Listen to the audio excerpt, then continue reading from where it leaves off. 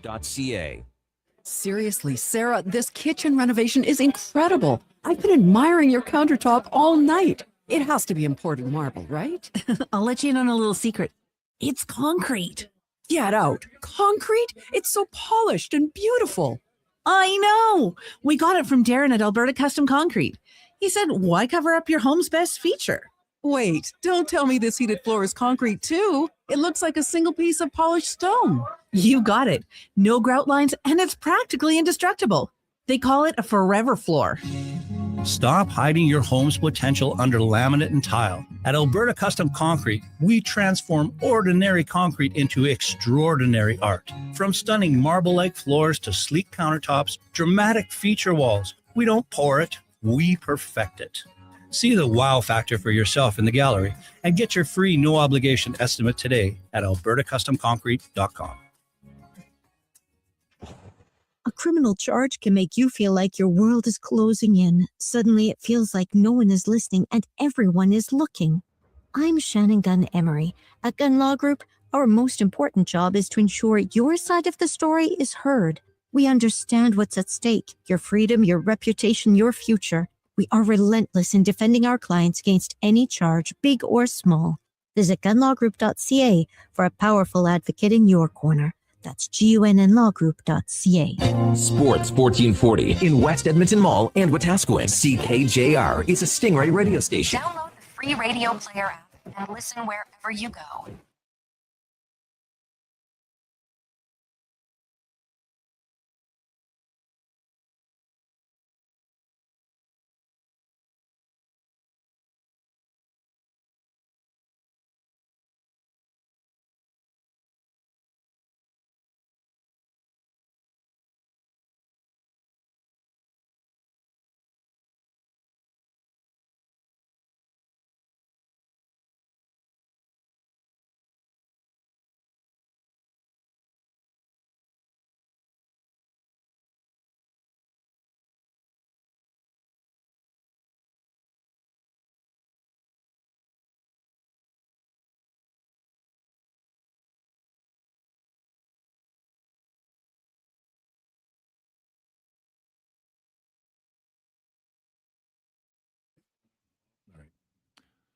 Good morning. Welcome to Hoop City with Paul Sir, along with the great Josh Fenwick. Josh, I have to admit, you look a little better. The skin color, it's more along the hue of the orange wall. It has a glow to it as opposed to the pasty white of the white on the Sports 1440 logo that you had last week. Yeah, no, feeling a lot better than I did last week. That's for sure.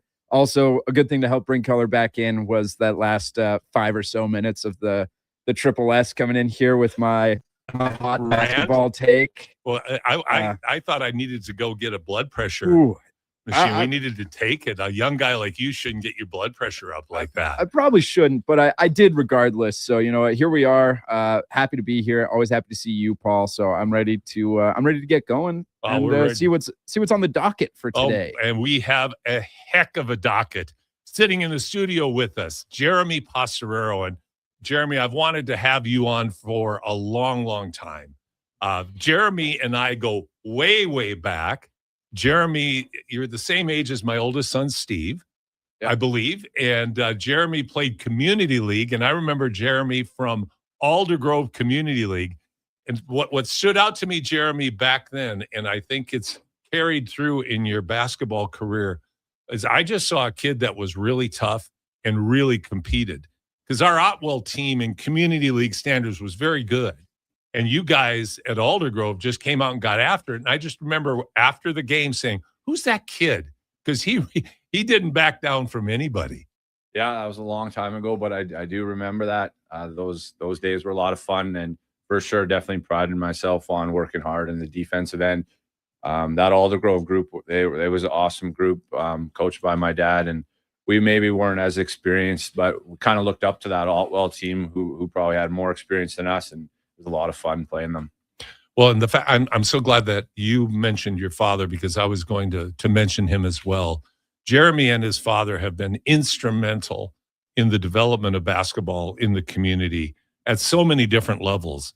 And I talk a lot about some of the concerns I have for youth basketball and the kind of mentoring that kids get. But whenever I get the opportunity to talk about who is doing it the right way, who truly is kid-centered, who truly walks the walk about not just making young people better players, but truly making them better people and better teammates, preparing them to be better students and better citizens all around. And it's WEBA, West Edmonton Basketball Association, founded by Jeremy and his father. And they just do a remarkable job. So, Jeremy, it is just great to have you in the studio. Awesome. Happy to be here. Thank you for those kind words. Yeah. And so we've got cool things to do. We got to take care of business first. Our second session today will be on Jeremy and all the good work that they do. But first, we got to talk some hoops, some serious hoops. So let's go first with our question of the day, our poll. Yeah. So today's poll question: which Canadian is your favorite player in the NBA this season? SGA, Jamal Murray, Dylan Brooks, or Shaedon Sharpe? It helps that I don't put Dylan Brooks' teammate's first name on, doesn't it? Yeah. I was like, good catch. catch. Good catch on your part. But yeah, you can find that at Hoop City Show on X, the Everything app. It's all happening on X. And our text line is 833-401-1440. If you have any questions, any thoughts, anything that you want to talk about, and you're going to have the opportunity to do that in just a second with our second question. But before we go to that, the reason I thought we would do a temperature check on who your favorite Canadian is we all know Canada's impact in the NBA has increased, not just in volume of players. We have the second most players in the NBA from a nation not called the United States, but it's no longer the 8th to the 12th man. Steve Nash certainly changed all of that with his 2 MVPs, but now we have some of the better players in the league, the defending MVP, of course, SGA. But I thought what was intriguing about this question right now is the emergence of Shaedon Sharpe in Portland, Jamal Murray playing at an all-star level. But this is where I'll go to you, Jeremy, on this. Dylan Brooks in Phoenix. I mean, Phoenix was a terrible team last year. They get rid of one of the greatest players of all time, and it's almost addition by subtraction plus bring in a character locker room, physically tough, attitude guy like Dylan Brooks. And you look at the turnaround in Phoenix, and it's really remarkable. Yeah, Dylan Brooks is one of my favorite Canadians for sure. He's definitely changed the culture there. He's been a big part of it. It's been pretty cool to see. It seems like he likes to play the villain, and so his opponents don't like him, but it seems like wherever he goes, his teammates like him, like on Team Canada, on Memphis, on Phoenix, on Houston. It seems like wherever he's been in the locker room, his teammates love him. The opponents not so much, and he's a culture changer. Isn't it the case, though, with all of the playing and coaching that you've done, that oftentimes that you see a player like Brooks and you say, man, I hate that guy on the other team, but I'd love to have him on mine. Yeah. That really seems to be what Dylan's all about. For sure. Yeah, he's definitely my kind of player. Like he's all the cliches, like mental toughness, dog mentality. Doesn't show up on the stat sheet a lot of times. For sure, exactly. Yeah. But what's been impressive to me, and obviously I'm making the case why Dylan Brooks should be the favorite Canadian, but I think what it doesn't, so much of what he does doesn't show up on the stats sheet, but more of what he does is showing up on the stat sheet. And I think that's what is the most surprising about Dylan Brooks, because when he came out of Oregon, I really didn't see him as someone that would have anything resembling this kind of impact in the NBA. Yeah, he seems to be continually like adding to his game. Like, so, like where he's not content just to play a role. His shooting seems to be continuing to improve. Like at a 40-point outing the other night. Yeah, incredible. It's been really impressive. And for Team Canada, he shot the ball extremely well as well. So it's impressive to see. He is doing it on both ends. So definitely impressive that he's not content just to be who he is. He keeps adding to his game. Josh, how about yourself? Who would your favorite Canadian be? Yeah, I would say my favorite Canadian is probably SGA. I got a jersey of him. I like his game a lot. I just like he's so silky smooth with it. I think a close second is Jamal Murray. I think you hit the four that people would really enjoy on there. Ask me 4 years ago, I would have said Brandon Clark. So there's a name nobody's heard in a minute. Love Brandon Clark. In fact, in the old days, we had Brandon on the show, and we had Jamal Murray on the show as well. And Brandon Clark was another effort player, blue collar guy, did the work in the trenches. I'm not trying to diminish anything that any of these Canadians are doing by singling out Dylan Brooks. All four of these are spectacular players. Murray is having, without question, his best season in his illustrious championship career, and has been a large part of the reason why the Denver Nuggets have been able to continue to be successful in the absence of Nikola Jokic. But we're going to get to Jokic in just a second. We've got one more question, and this is regarding our NBA legend. Every week we try to talk about an NBA legend. I think the history of the game is so important to remember and focus on the shoulders that players today are standing on, that set the standards, that really created the game out of nothing. James Naismith and a peach basket, and Canadian James Naismith in Springfield, Massachusetts, turning this game from that recreational activity to try to keep kids active at the YMCA he was working at, has turned into this global phenomenon now.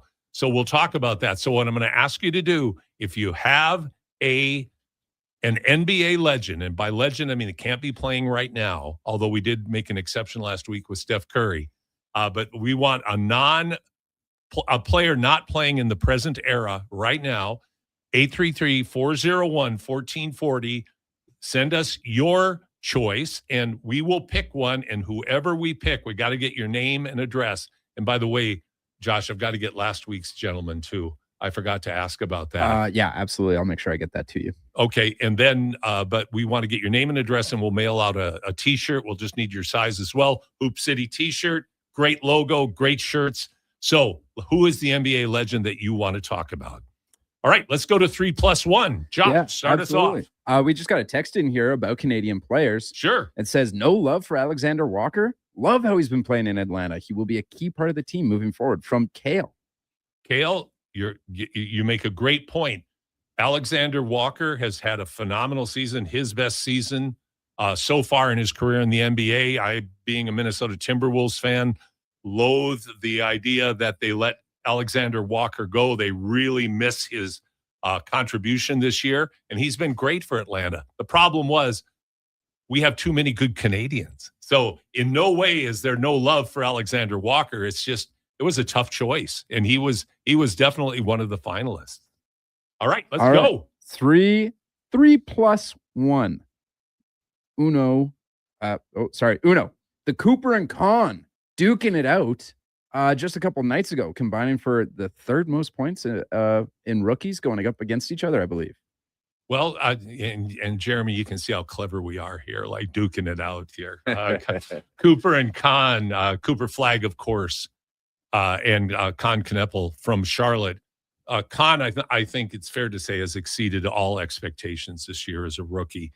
I kind of laugh now, and I think Kneppel is an example of how the NBA is changing in so many ways.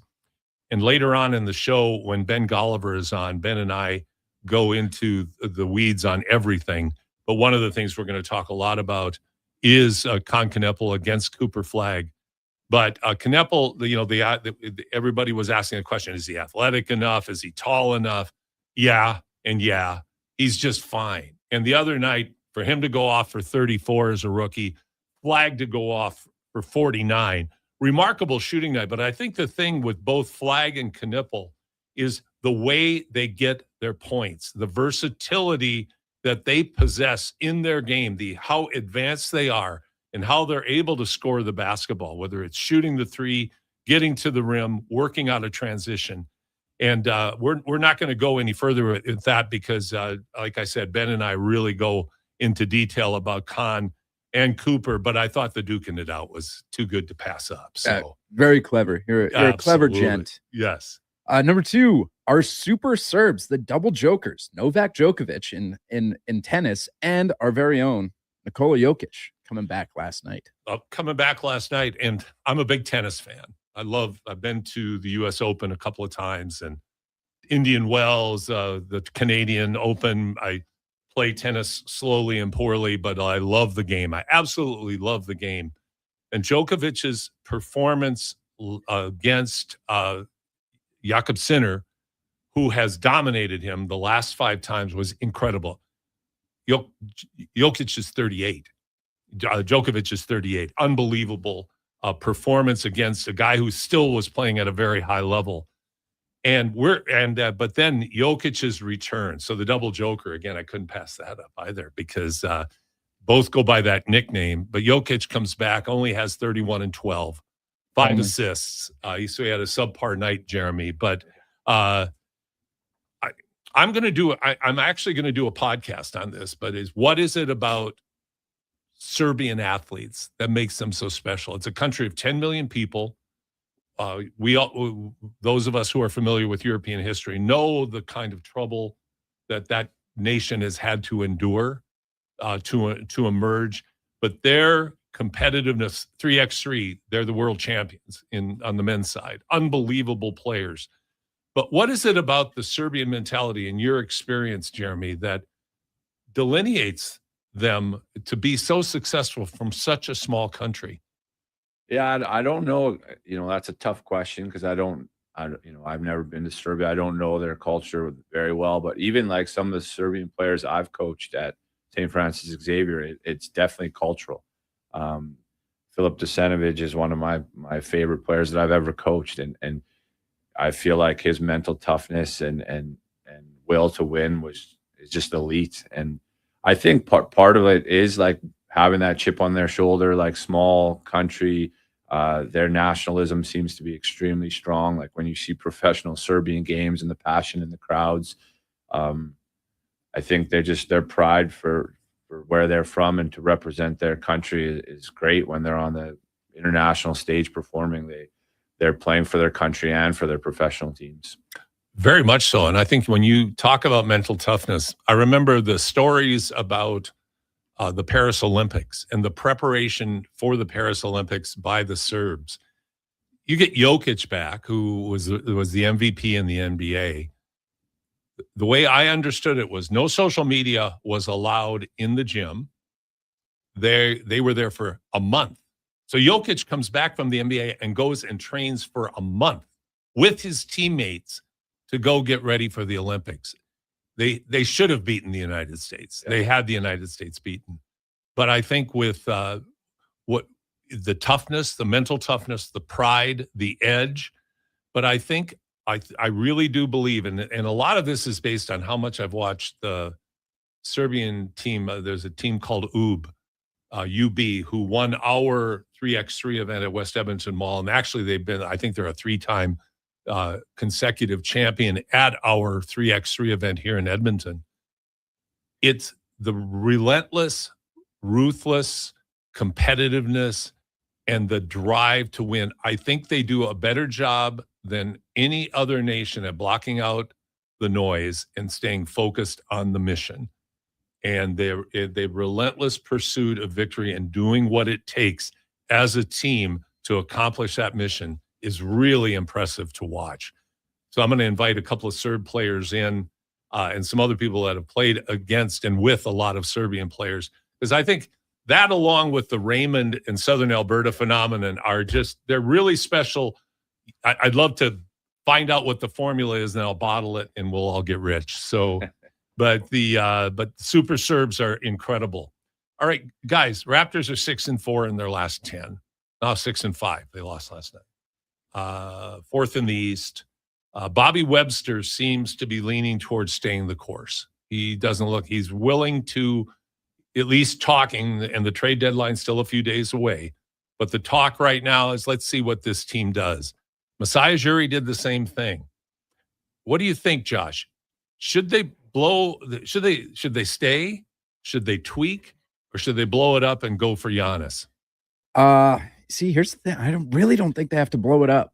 I was really doing the dive on this. So the people on YouTube, you can see my new hat, the Toronto Raptors hat. Obviously, Does that mean you're a bandwagon hopper, or is this a new no. phenomenon? Have This you is always this been is my there? team. I've That's- been a great. fan since the kickoff the 19 season when I really got into hoops. Great. So yeah, no, that's my team. Just wanted to clarify. Yeah, no, absolutely, as you should. I was digging into it, and they said like reports were coming out that Brandon Ingram and Scotty Barnes are untouchable. Brandon Ingram should not be untouchable. I'm with you. I think there's the character flaws there, and then also the offensive numbers for when him and Scotty are on the floor are abysmal. Their offense is rated behind the Raptors' actual offense. So I think you could get rid of him. I really like RJ Barrett's game in comparison, and keeping, I don't know, the whole core together. RJ and Scotty to me are more valuable.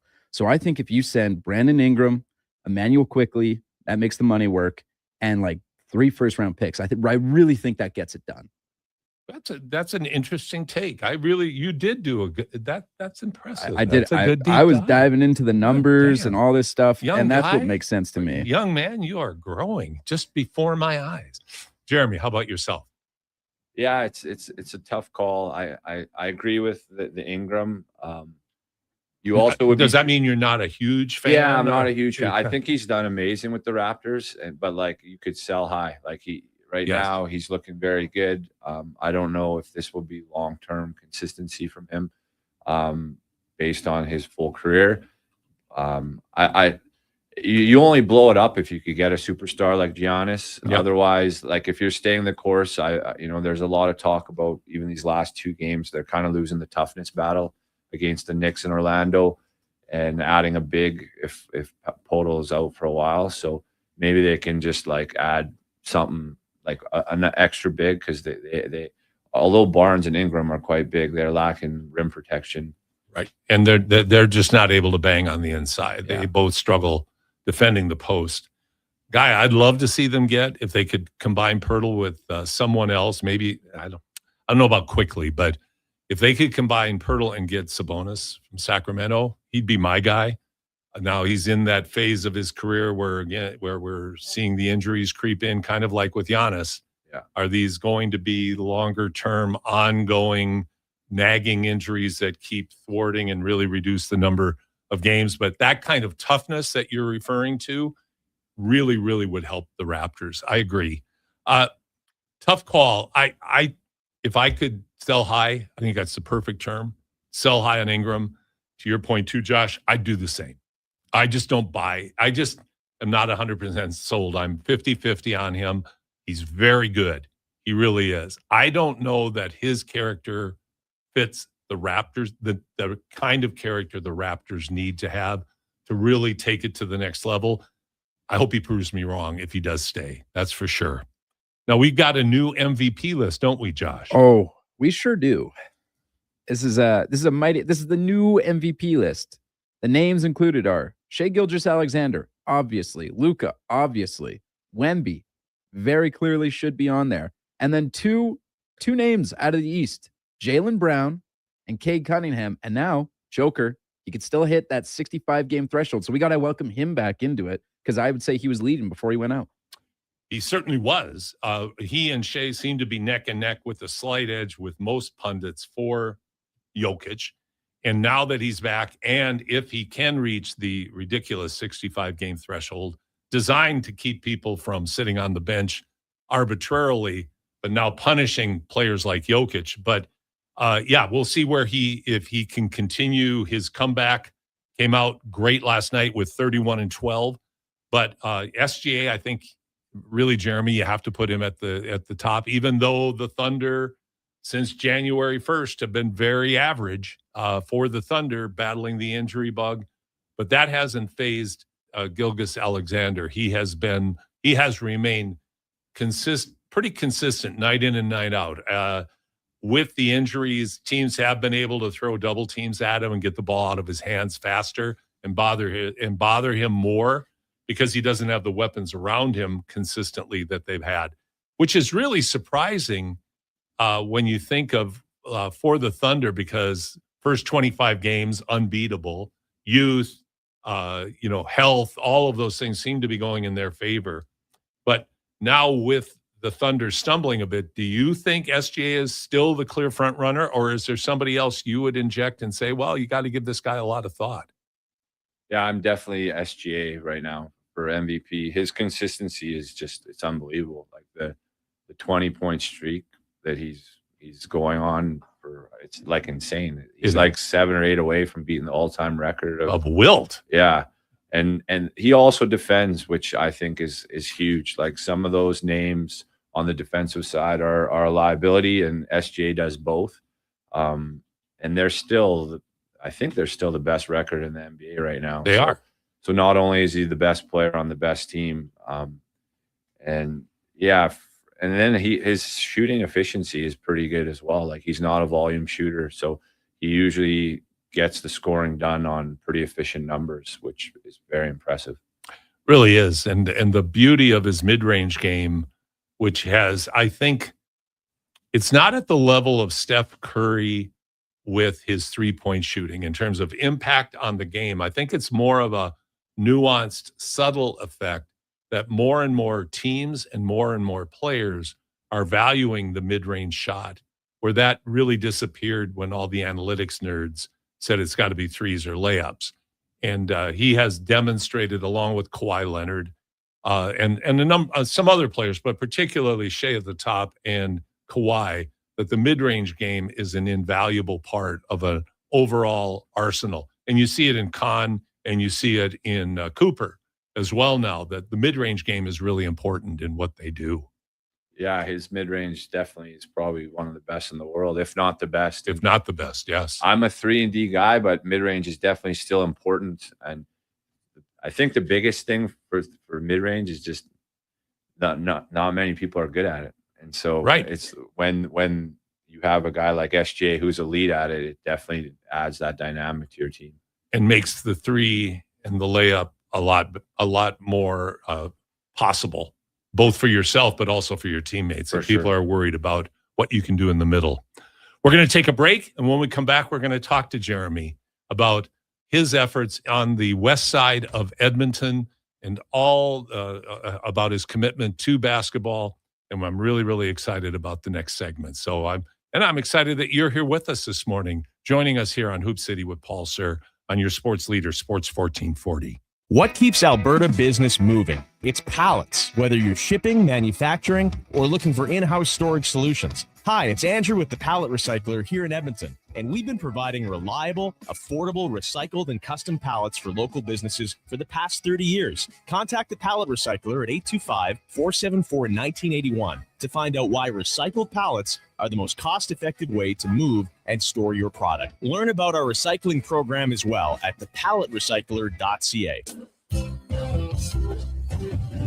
A little ice and snow can't stop your Canadian spirit, especially when you start at the Lawnmower Hospital. Come find a wide selection of top-performing snowblowers, sweepers, and backpack blowers from the best names in snow removal, like Toro, Ariens, Echo, and BCS.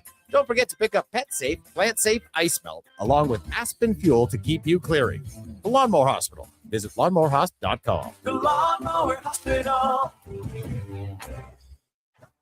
Saturday mornings live on Sports 1440. Powered by Subaru, a world-class leader in environmental performance. Visit Subaru.ca. What's going to happen to my license, my job, my record? It's been swimming through your head since you blew over the limit. But if you remain frozen with worry, you'll miss the deadline to appeal the charge. Hi, I'm Shannon Gunn Emery.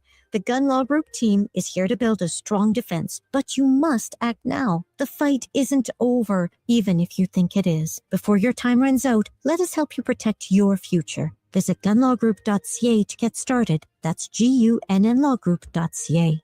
For families raising children with disabilities, compassionate help is available. Heart 2 Care Home Care provides highly trained caregivers for respite care, personalized support with daily activities, and more. Visit heart2care.ca. When you hit the ice, it's all about you and your skates. The stride, the feel, the glide. The power, the performance. Why trust your skates to a grinding machine, or even worse, a tournament parent in a parking lot? At Aligned Custom Skate Performance in Sherwood Park, the art of skate fitting and sharpening is customized to the athlete. Aligned Custom Skate Performance, where precision meets passion. Oh. Visit AlignedSkate.com to learn more. Tip for 2026. Clear a little clutter. When your space feels lighter, your mind does too. Fresh year, fresh start, fresh possibilities.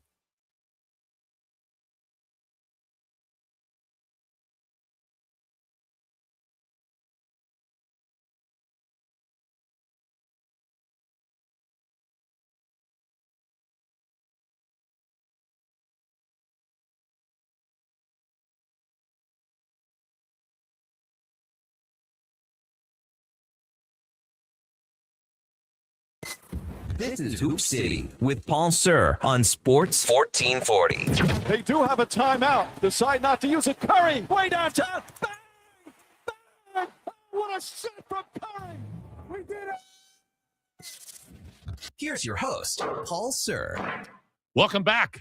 Hoop City, Paul Sir, Sports 1440, Josh Fenwick, joined by our community champion, Jeremy Pastorero, in just a second. But first, a little bit of an update. Well, number one, Paul's playlist this week are hits from 1969. So that was Rolling Stones' Honky Tonk Women. I remember, music, as everybody knows, whether it's in sports or whatever in life, music is one of the most powerful associations that you carry forward with memories. I can remember the moment I heard that on AM radio back in 1969, because the Stones really were more of a pop group, kind of trying to be like the Beatles.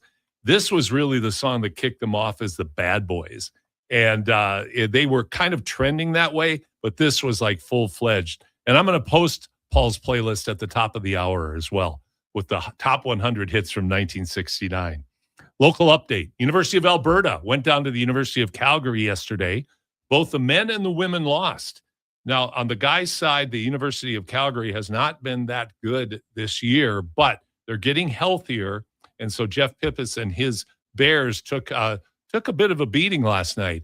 Surprisingly, but really not that surprisingly, the Pandas lost to a very good Dinos women's team. The Dinos women have lost to the University of Saskatchewan. They took a couple of tough losses to Regina, or actually they split with Regina. But we'll see what Scott Edwards and his Pandas, who are very, very good, how they respond tonight. My money would be on the Pandas. In the ACAC, Nate went up to Keanu College in Fort McMurray. Poor guys had to drive to Fort McMurray. We heard a horrible story about somebody coming back from Fort McMurray just the other day through all of the ice that's going on. But both the Nate men and women did lose to Keanu College yesterday. Concordia was squaring off against Kings. Both the Kings men and women defeated the Thunder last night as well. And then University of Alberta, Augustana played against Lakeland. Todd Warnick, who leads the Lakeland women, coming out of a very, very difficult situation with the firing of their past coach. But I have every confidence that Todd Warnick, who won a national championship at Nate, will bring the Lady Rustlers back. But it's just going to take some time. But, Augustana won last night, and then on the men's side, Lakeland won quite easily as well. We're now going to jump to our community champion segment, sponsored by Innovative Benefits. If it's time for you and your company to review your benefits, your personal insurance plans, or investment strategies, talk to Randy Parrish and his team at Innovative Benefits. They will give you straightforward and honest advice with access to the best products in the industry. Trust the great folks at Innovative Benefits to do what's best for you, what's best for your family, and what's best for your business. To find out more, go to innovativebenefits.ca. As I mentioned in our first segment, I'm really excited to have Jeremy in the studio. I remember Jeremy from his youth. You could see his love and passion for the game. But what's always impressive is when people walk the walk. As I've mentioned many times, and even earlier in the show today, a lot of people talk the talk about we're in this for the kids. And whether they are or not, that always is up for debate. But I have no doubt Jeremy and his father, and your father's name, is it Angelo? Yeah, correct. Yeah. Angelo have done remarkable things in building up not just the high school program at SFX, but the what I consider to be the gold standard of clubs in Edmonton, the West Edmonton Basketball Association, or WEBA for short. So, Jeremy, let's start with this. Your dad's a coach. Obviously, he had a passion for the game. Is that how this started? Of his passion for the game transferring to you, or was it your passion for the game encouraging him to get involved in coaching you?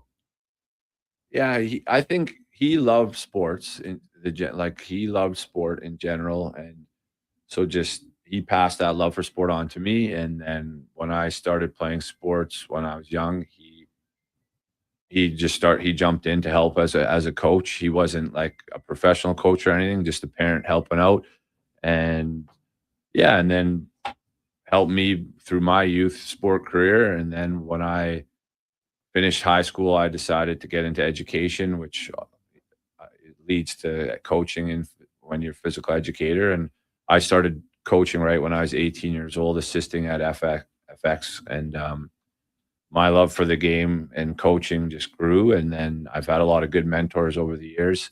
Then we started up WEBA, and it just continued to grow and over the years. And as I've gotten older and matured, it's pretty cool to see like something we started off small for a few guys, a small group of boys. Now it's like boys and girls, and my daughters are playing in it. And there's been so many people that have helped WEBA grow. John Celeste, Nathaniel Wajicki, Gabby Fursley, Brad Farish. Now on the boys' side, it's pretty much WEBA. He's done an amazing job. And so, yeah, and then my dad has always helped me with WEBA, so he's like a big part of it behind the scenes. He still helps coach and whatnot too, but he's fully retired now, which is awesome. And so he kind of does all the behind the scene things, and he makes it work really well, which is awesome. It is awesome, and to have that kind of synergy evolve out of it. And some of the names that you mentioned, I had the great privilege of coaching John and Nathan at Concordia. Brad has done a remarkable job. I mean, FX right now ranked number 1 in the province, defending provincial champions in 4A, or is it 5A now? 5A now, yeah. Yeah, 5A now. So I'm just an absolutely stellar program. And what strikes, but this is where I'm going to give you a lot of credit. When you came over to FX and were assisting, you were with Fergal, right? Yeah. Yeah, Fergal did a fantastic job there.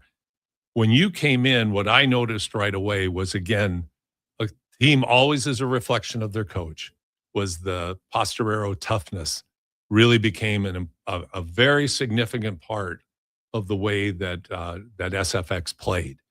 And that has carried forward with Brad taking the reins.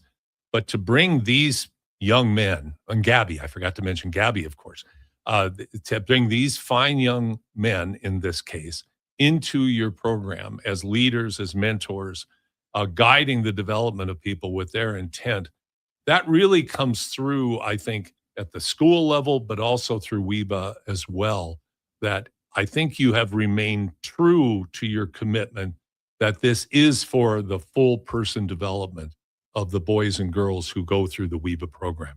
Is that an accurate summary? For sure. Yeah, we definitely take pride in our reputation as a family and doing it for the right reasons. Like we're a nonprofit. We don't pay coaches. We're not a business. So it's for that reason, it's easy to, like, when you're never trying to make money, we're not trying to make it too big or pull in too many programs or teams or camps. It's everything we're doing is just like for the small group of kids that we're working with, which to me, it makes it a little bit easier to do an awesome job. But the whole basis of it is to develop these players as, responsible citizens. And it's really cool now. I'm dating myself and aging myself, but a lot of these players that have come through the program and given back coaching, like now they're having their own kids. And those guys that you've coached, like Nathaniel, John, and Gabby, like they have young kids, and we're joking about, we'll start a U5 team type of thing. And so we're really hoping, like, through the years, like, that they'll carry it on as all of our kids grow up and go through the program. You're listening to Hoop City with Paul Sir, along with Josh Fenwick. We have Jeremy Posterero from SFX, St. Francis Xavier, and the Weba Club basketball program here with us on this beautiful Saturday morning. You said something that I think is key here. One of the criticisms of club sports across the spectrum of sports is the for-profit concerns that people have. And the balance is, and I'm not, and I don't want to paint everybody with the same brush, Jeremy. And I'm not trying to put you on the spot. I do have a point with this.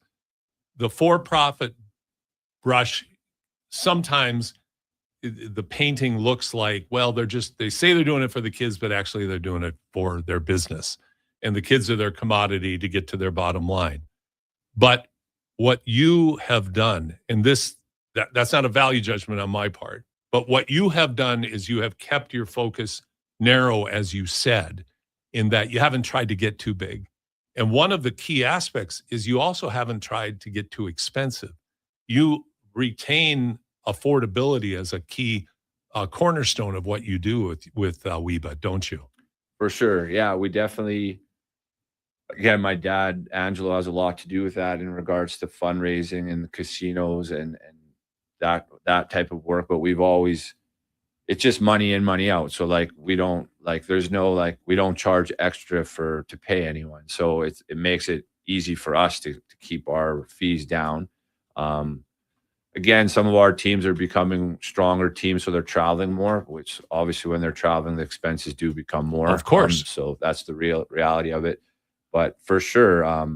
But I think the way I would phrase that, though, is that's a bottom-loaded model based on the ambition of that particular team.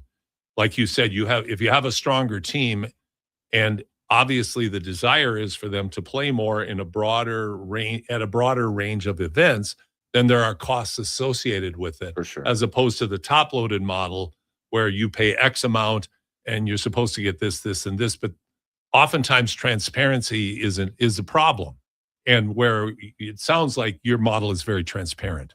Yeah, I would hope every Weba parent and player that I coach would say organization, communication is our best attribute. So obviously we have players that come and go from different clubs, and I know they appreciate our communication and organization. We have a lot of teachers who coach in our program, so usually the teachers are pretty good at that communication organization piece, and I think to our families and parents and players, they really appreciate that, which, yeah, again, it allows us to charge exactly what they're supposed to be paying. Honestly, our kids, they pay less than what they're supposed to be paying because of our fundraising. It's funny, when we first started, in 2007, we used to lose money because we're trying to keep it low, and then not every kid would pay their full fee. Right. So literally it was coming out of my dad and my pocket. I'm like, oh boy, this is not good. Yep. But now that we've had fundraising and it's an established program, we actually we can charge the kids less than what they're paying for. Dollar in, dollar out, which is nice. So let me ask you this then, Jeremy. Obviously the pride in what you're doing, both on the court and off the court, comes through in how you're describing this. What is it about Weba in terms of the development? You've developed so many good players through your Weba program that have gone on to be successful. And by the way, I'm a firm believer in the developmental model as the inverted pyramid, that it's the community first that trickles down to the elite, as opposed to the inverted pyramid, right. Where people are trying to work up. I think you've placed, again, the value of the individual first, and the successful outcomes, that'll be determined by the commitment, motivation, talent of the individual athletes, boys and girls. But what is it about your Weba program that has led to such great success in not just SFX, but in other high schools, JP, et cetera, where your athletes have gone on and then have gone on to post-secondary? What would you say are the most critical elements of what you do that's led to that success? Yeah, I think we really value practice over gameplay. So we really try not to play too many games. And so in this world today, there's so many tournaments and kids play way too many games, and to help them develop, really it's practicing and the skill training that is like the most important thing to improve. And so we try to load the practices as much, like we try to follow like Canada basketball and long-term athlete development as best as possible. Like those ratios are very hard, like 4 practices per 1 game, and those types of things. But we think we practice more than most clubs and teams, and I think that model really helps them. We also value the defensive side of the ball a lot, and so in basketball, you know, you got to play both ways, and we really try to develop that side of our athletes as well. What you are talking about, and there's a metaphor that's coming to mind, and I don't quite have it crystallized yet, but the best way I could describe it is there's this storm of pressure out there to play. 12 months a year, game. One of the outcomes a lot of coaches talk about at the post-secondary level is kids come in, if fundamentals are an issue for some, but it's also a winning mindset. Not that the win is the most important thing, but the winning mindset is. But because kids have played so many games, wins or losses don't matter much, because you lose one, there's another one in an hour, and then there's 5 more next weekend.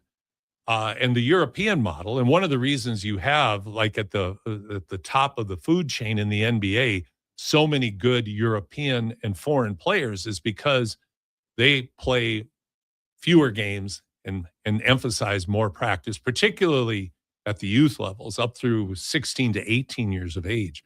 So like what you're presenting is an old-fashioned model that's counterintuitive to the modern model of the hamster wheel, where kids are supposed to just play. Final question for you. How important is playing year-round to the development of the player? Do you encourage multi-sport athleticism, or do you think it's important because a lot of kids, what they hear and their parents hear, if you're not playing basketball, somebody else is, and they're going to take your spot? Is that necessary? What's your philosophy on that? Yeah, I love multi-sport athletes. So that's huge for, like, I'm a huge component of multi-sport athletes. In modern day society where we grow up, it's getting harder and harder to do multiple sports. I know I'm going through it with my own daughters right now. But I definitely think it's valuable. I don't think you need to play 365 days a year. You definitely need to take time away.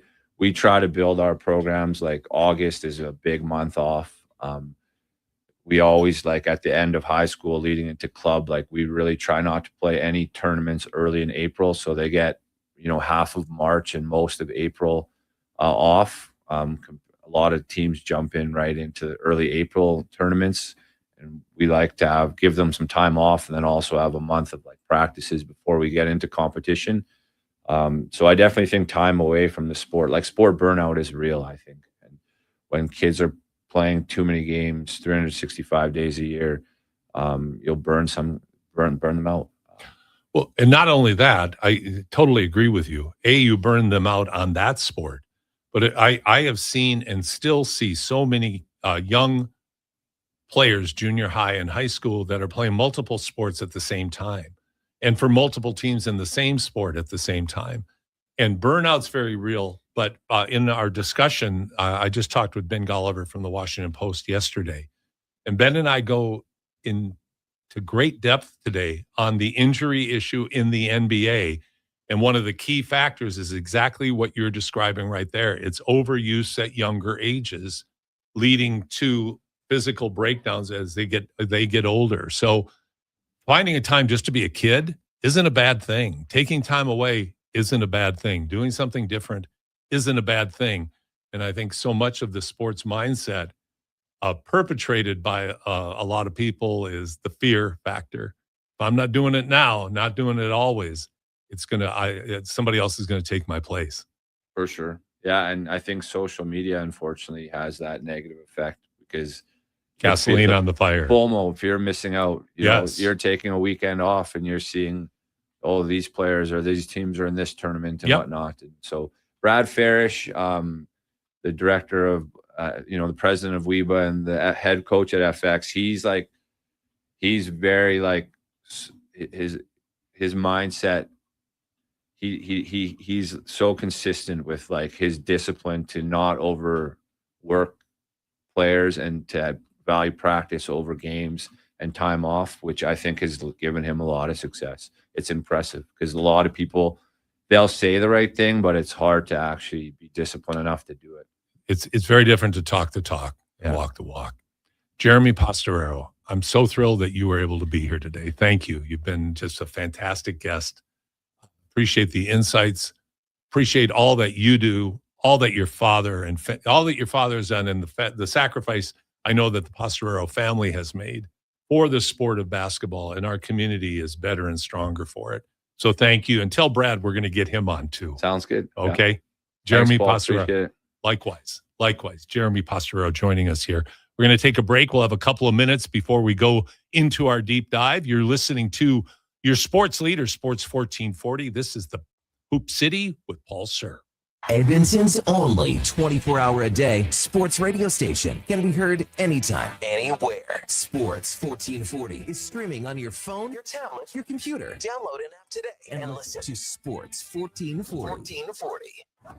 Saturday mornings live on Sports 1440, powered by Subaru. Welcome to Uncommon. Visit Subaru.ca. What keeps Alberta business moving? It's pallets. Whether you're shipping, manufacturing, or looking for in-house storage solutions. Hi, it's Andrew with the Pallet Recycler here in Edmonton, and we've been providing reliable, affordable, recycled, and custom pallets for local businesses for the past 30 years. Contact the Pallet Recycler at 825-474-1981 to find out why recycled pallets are the most cost-effective way to move and store your product. Learn about our recycling program as well at thepalletrecycler.ca. When your driveway's covered in snow, Toro and the Lawnmower Hospital have you covered. Toro's gas or battery-powered single-stage power-clear snowblowers make it easy to clear right down to the concrete with incredible Toro-powered Propel technology. Face the next snow day without fear, thanks to Toro and the Lawnmower Hospital. Visit lawnmowerhospital.com. The Lawnmower Hospital. Want sports talk on the go? You can listen to 1440 on the AM dial or stream us on your mobile device through apps like Radio Player, iHeart, and Stingray Music. Edmonton sports fans, turn to Sports 1440. This Valentine's Day, love is in the air and in the oven, too. Say it from the heart with fresh homemade Valentine's Day treats from Farmhouse Bakery in Camrose. From the moment you walk in, you're surrounded by the warm aroma of baking made from scratch with real ingredients. Perfect for your loved one or just for yourself. Fresh baked goodies, warm from the oven, sweet to the soul. Farmhouse Bakery, where every bite is a love story. Next to Dairy Queen, Camrose.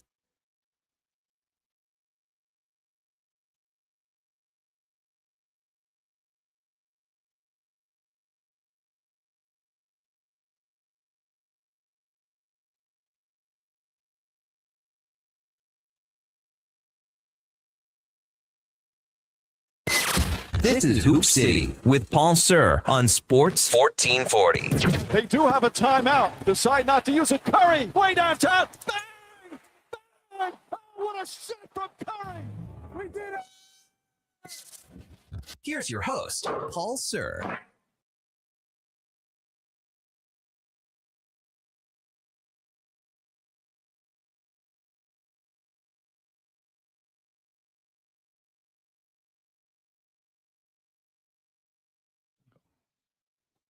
The great, and I mean great, Marvin Gaye. Too busy thinking about my baby from the hits of 1969 on Paul's playlist today. Marvin Gaye, what a voice, had so many fantastic hits. Absolutely unthinkable tragic ending to his life. Shot by his father. Just unbelievable. You just can't even imagine the tragedy to his family, to the world. So Now, Josh, I'm excited. We got a couple of great choices for our NBA legend discussion. Yeah, absolutely. So Cat Dad texted in basically right off the top, said David Robinson. That was his throw-in. And then the Admiral. Yeah, great pick. But then Kale, our first-time texter, who mentioned Alexander Walker, said Charles Barkley, NBA legend. Oh my gosh. They both are. They both are. What great suggestions. I'm going to go with Barkley, Charles Barkley. We have to do the Admiral at another time. And the gentleman who sent the text in on the Admiral, let's keep your information because at that time we'll get you a T-shirt as well. But Kale, thank you for Barkley. Barkley, of course, is a popular culture sensation. I think we all can say we enjoy when Barkley starts ripping on, going off on, speaking his mind without a filter. In fact, he had a great quote recently about he was ripping on his new bosses at ESPN and the terrible sideline reporters that they get, I believe, in NFL games.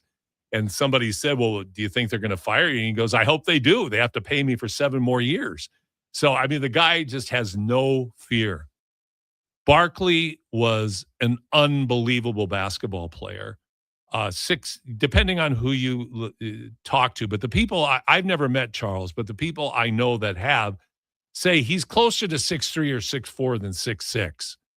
His nickname when he came out of Auburn University was Round Mound of Rebound because he was so heavy. But Moses Malone, the great Moses Malone, came up to him and said, you're never going to be any good because you're out of shape. So Barkley said, well, will you help me get into shape? So Moses Malone went into the gym before and after practice to help Barkley get into shape, which he did. He was explosive. If you can ever YouTube Charles Barkley highlights, they're incredible. His blocks at 6'3", 6'4", his blocks, his dunks. I remember this one statistic, and I can't remember the exact year, but the statistic was based on who has the most dunks during the NBA regular season. And of course, we all thought Michael Jordan. Who else would it be? It was Barkley by almost 100 dunks. That's crazy. And his ability to catch and dunk in traffic at his size was unbelievable. He was powerful, decent shooter, great back to the basket player. As his age settled in, he became almost an exclusively back to the basket player. MVP one year, a lot of people say, yeah, that was kind of a false MVP when he was with Phoenix. Still should have been, people were looking for Karl Malone, Charles Barkley, anybody but Michael to give the MVP year after year, even though Michael probably deserved it. But Barkley was remarkable. He's, I think, one of the quintessential examples of somebody who didn't win an NBA championship, but that didn't mean he wasn't a champion.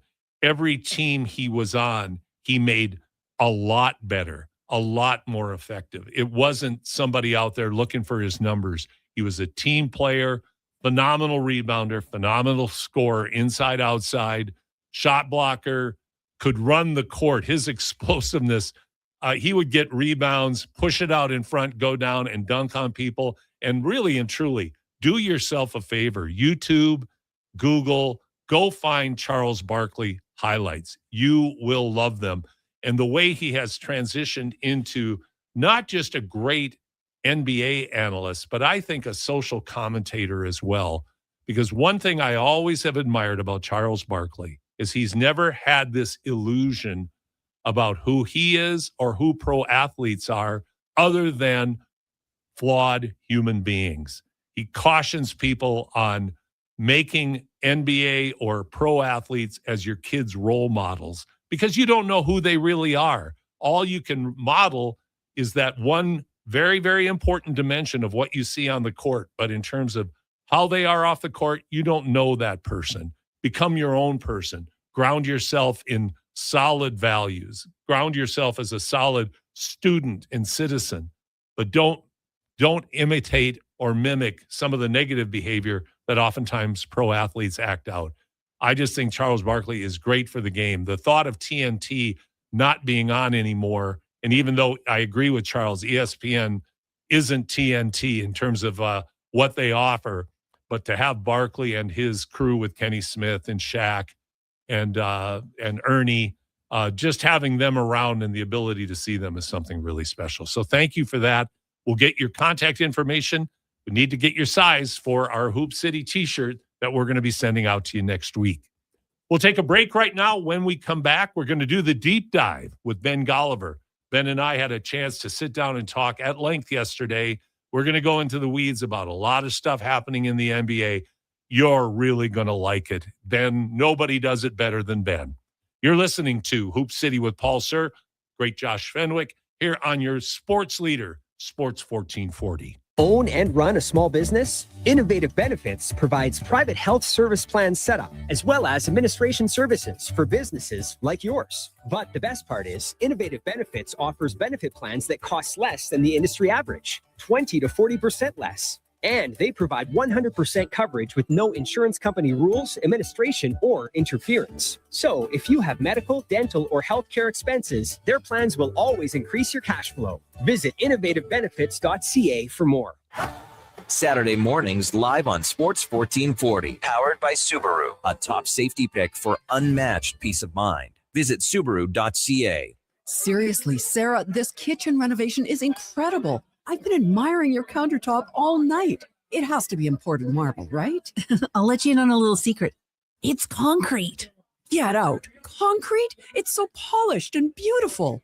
I know. We got it from Darren at Alberta Custom Concrete.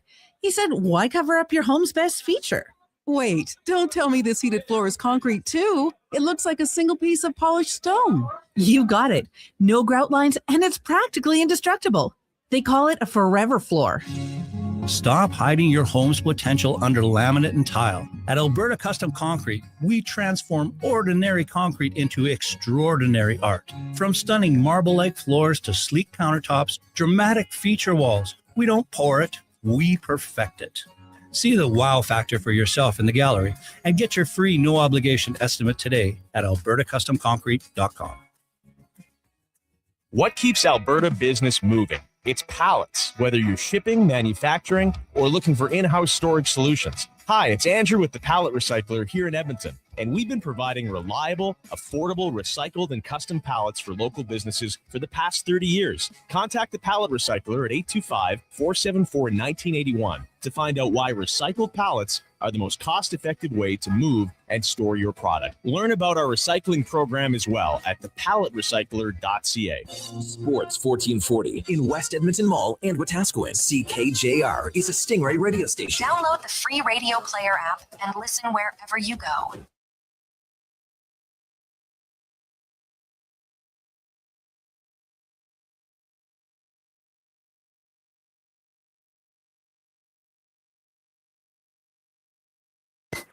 This is Hoop City with Paul Sir on Sports 1440. They do have a timeout. Decide not to use it. Curry, way downtown. Bang! Bang! Oh, what a shot from Curry! We did it! Here's your host, Paul Sir.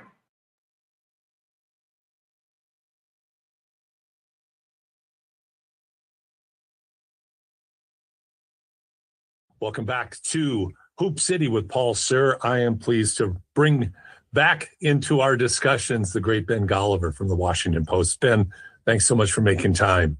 My pleasure. My pleasure. We're getting close. All-Star break, trade deadline, lots of stuff going on right now. So, and I'm sure you were watching Cooper Flag versus Con Knipple. I know that you had that game on. There's no question about it. Oh my God. What a show. Yeah. What a show. Like to see the Dukies, the two young guns who have been neck and neck all year. Unbelievable display of things to come, what they're evolving into, both of them.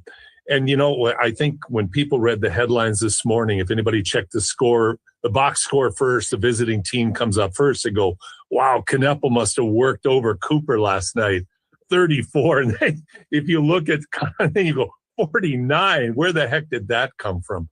What a performance. I always feel bad for the guys who fall just short of like a 50, right? Or just short of a 60. You know, anytime you're on that, stuck on that 49 or whatever it might be, it's just like, oh man, all it would have taken is one free throw, one layup somewhere along the way, and you get the round number. And what was so interesting to me was at the buzzer of that game, Cooper's team, because it didn't quite go well at the very end. They didn't quite get the shot they wanted. And so they lose a close one. And obviously everybody knows it's Cooper versus Kahn. So, Cooper wants to win that. Kahn wants to win that. Of course. I don't know if you saw some of his Dallas teammates gave him space. It was like, hey, let's not go console the 19-year-old and tell him that it's okay that, you didn't get the final game winner to go down, or you still played a good game. They gave him space like you would the most competitive person after they take a loss. It's like, hey, now is not the time to go tell Cooper it's going to be okay. Just let him process this and work through it on his own. And that's what I actually love about Cooper and Kahn. Two insane competitors, and you can tell from even just like Kahn's efficiency, how well he's hit the ground running in the NBA, that this guy just is all about hoop. There's not really a lot else going on. He wants to win badly. And of course, that's kind of been Cooper's story really since high school. So I just thought that little moment was interesting where the veterans already know, don't treat Cooper like a rookie. Treat him like a psychopathic competitor where you want to stay out of his way a little bit.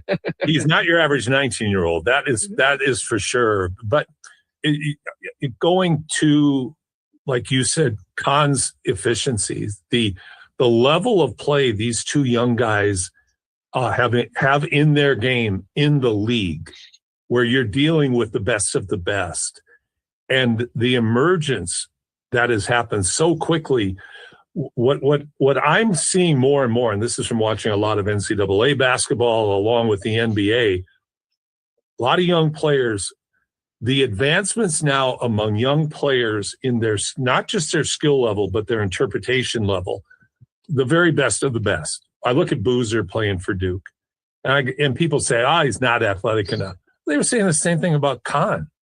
Is he athletic enough? Yeah, he's athletic enough. Boozer's going to be just fine. The guy can flat out play. The overemphasis, I think you see it so often because you're courtside so often, but you can't overstate how athletically gifted the NBA is. But the guys like we've talked about who have the high skill level IQ and competitive advantages that they create for themselves are able to succeed just fine, even if they can't run the fastest, jump the highest, and they're not crazy athletic. I always come back to touch and feel as being really, really important characteristics, more so than even physical attributes in this modern NBA. In large part because it's offensive driven, right? And in large part because there's a lot of room to operate, right? So you have space for days because all your teammates can shoot. So what can you do with that space? Do you have the ability to find the open man? Do you have the ability to create a shot off the dribble? And can you hit a shot from three different levels, right? Can you get to the rim, hit something from the mid-range, get to the free throw line, shoot the three-point shot?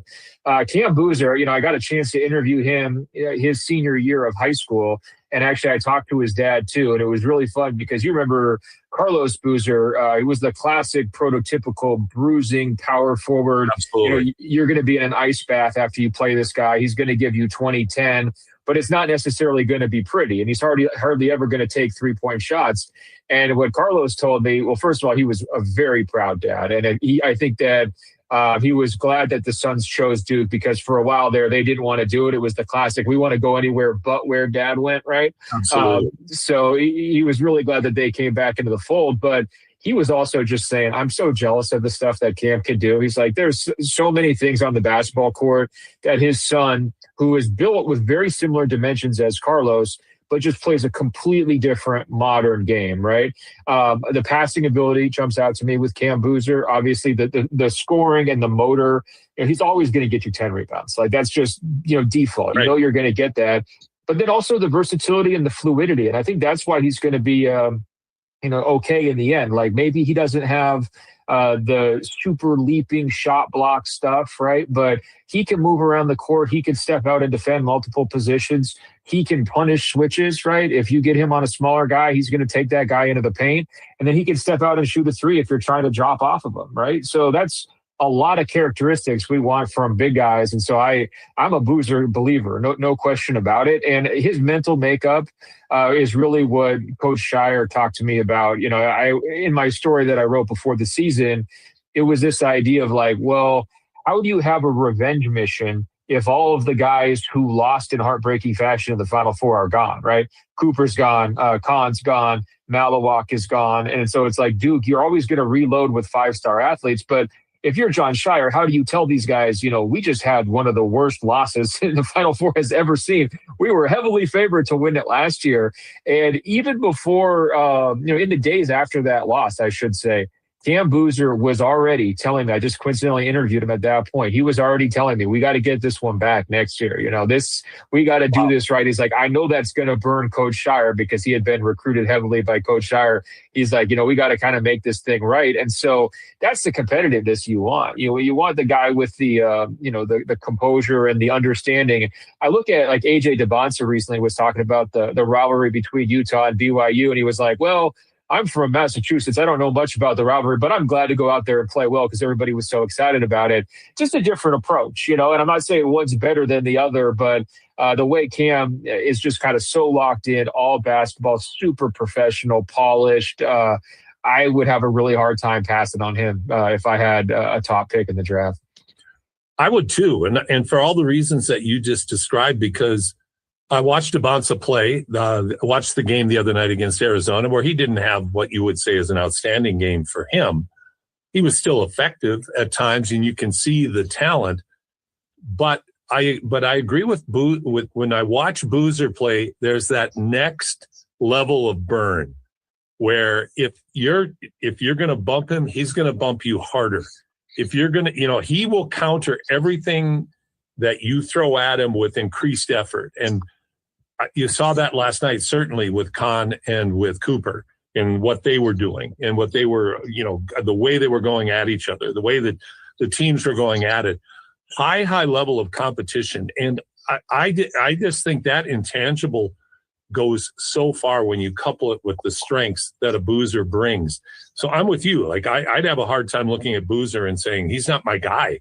I want this mindset on my team. Along with the skills, I want that mind on my team.